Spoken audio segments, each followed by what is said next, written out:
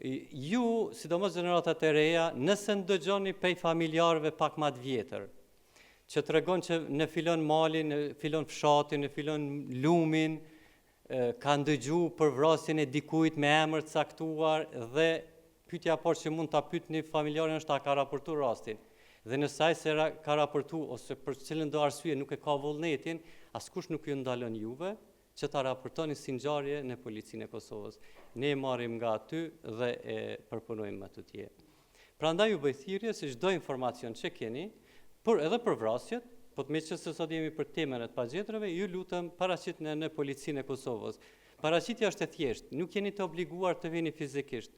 Mjafton të thirrni në cili do numër që është publik në Policinë e Kosovës, ose në numrin kujdestar të Prokurisë Speciale, ne kemi një numër kujdestarie, është publik në website dhe gjeneratat e reja besoj që kanë akses në internet, mund ta gjeni atë numër dhe të paraqitni çdo lloj informacioni si për personat e vrarë, si për personat e pagjetur.